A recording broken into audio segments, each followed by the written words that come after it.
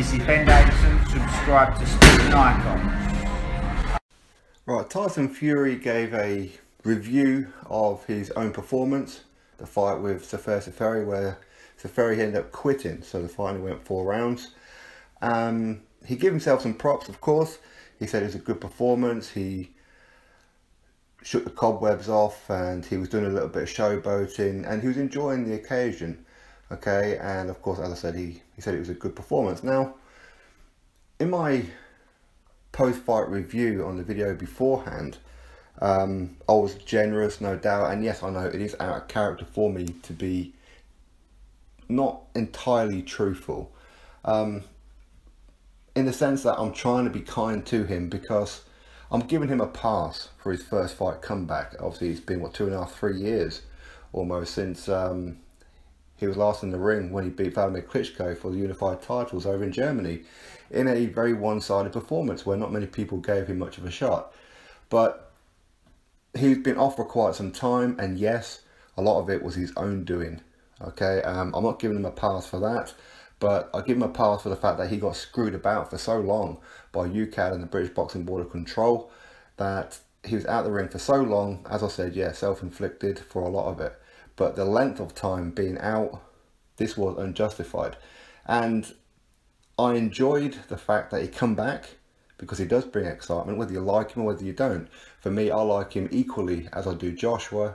And it's good for British boxing. It's good for British boxing as a whole that he's back.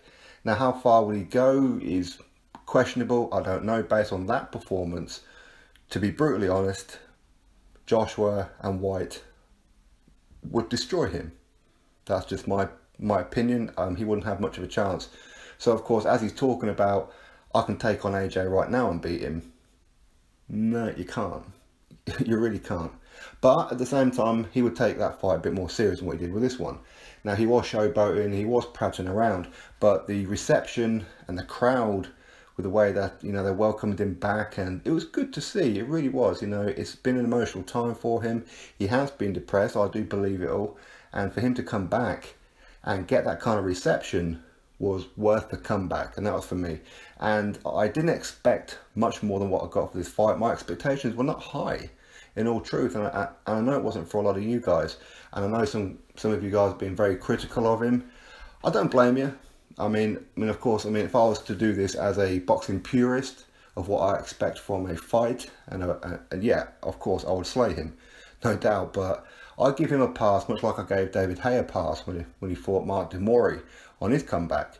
But I didn't give David Haye a pass on his second fight back when he fought Arnold Jajai, when he could have fought Shannon Briggs. It was there, it was on a platter, and at that point I was like, no, you ain't getting a pass on this one. So that's pretty much what it's going to be for Tyson Fury's next opponent. So as I said, I'll give him a pass on this one. The showboating and the messing around, it was a big emotional return for him. The crowd got into it, and well done to everybody who was there who did. He got 4 rounds out of it.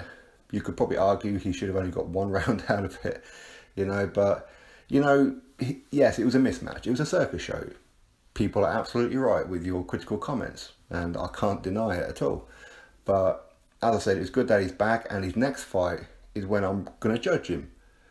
Some people say he still looked flabby and out of shape. Yeah, okay, but he was about a stone over what he was against Vladimir Klitschko, and to come from, what, 26, 27 stone down to 19 stone 10, that's one hell of an achievement, right? And now hopefully he goes back to the gym and keeps on going, keeps on going, keeps on going. He did say something about August 18th. I think that's what he said, which isn't too long away. He wants to have another 2-3 fights this year. So it'd be interesting to see if he can. And he did say that he wants somebody better. He didn't really want Seferi. He wanted somebody who was taller and a proper heavyweight. So when he hits them, they're not running as much. Whereas Seferi, he's a cruiserweight and was a little bit nippy, which does make them dangerous. You know, he has been dropped by Steve Cunningham, right, who was a cruiserweight. So he can get clipped by fast people, especially after this amount of time out of the ring, at least anyway. So next opponent, he will be judged on this one, that's for sure. I'm not expecting top 5, certainly not. Top 10, no. Top 15, don't know, maybe even then I'll probably give him a pass if it's not a top 15. But for me, I want to see him in there. If it's not going to be Shannon Briggs, which, you know, I wouldn't mind seeing, but even then I think that Tyson Fury, he will trim down from what he is now. He will come in lighter for the next fight. And if it's going to be Shannon Briggs, then Shannon Briggs is going to get puffed out and ultimately probably stopped by Tyson Fury, at least anyway. But personally, I would like to see him in there with Ustinov. I think Alexander Ustinov would be a decent test. He was supposed to fight Ustinov originally anyway, a while ago before he took on Klitschko, while he's waiting for Klitschko. But then, of course, Tyson Fury's uncle, he passed away. So that fight got cancelled like a last minute. You know, they had to weigh in and everything. So, you know, it's one of those ones where I think Ustinov will be a good shout. Ustinov lost his last fight against Manuel Char, which was for the WBA regular title. Don't know how he was there. Don't know how Manuel Char was there. Boxing politics with the WBA, right? They've still got the whole Fraser Quendo thing to go through. But as I said, for me, I would like it to be somebody like Ustinov, that kind of level. Somebody big, somebody a bit rugged, somebody who's going to take a bit of a shot and come to fight. As in somebody who can actually reach him. A cruiserweight sized person like Seferi, you know, he couldn't really land a glove on him, you know, and that's not good. But it was a good performance in the sense of, you know, he just did what he did. You know, he was showboating, he was messing around and all that kind of thing. So I do give him a pass. Yes, I am being out of character, where I don't usually call fights that way, but it was only because it was his comeback fight. That's why I give him a pass. So now he's got that out of the way. He's been through all this crap with depression and the UCAD and the British Boxing Board of Control and the PED thing and all that kind of thing. Yes, as I said, a lot of it was self-inflicted, and his mouth didn't help him. I don't think his mouth is going to help him on this return either, but anyway, we'll have to wait and see for that one. You know, just on a side note, just because Tyson Fury's back and you're a big Tyson Fury fan doesn't mean you can start switching to start hating on AJ now Tyson Fury's back. There's nothing wrong with supporting both. As I said to a lot of hardcore Wilder fans who just seem to be haters, it's not compulsory. Just because you support Joshua, it's not compulsory to hate Tyson, or if you support Tyson, it's not compulsory to hate AJ and the rest of the world. Okay? We as British people, Irish and what have you, if you like Tyson, there's nothing wrong with liking Joshua too. You know, let's give both of these guys credit, alright? And as I said, I'm looking forward to his next fight, interested to see who it's going to be. I hope it's not just going to be a bum. I don't want a cruiserweight, I want somebody big, somebody horrible.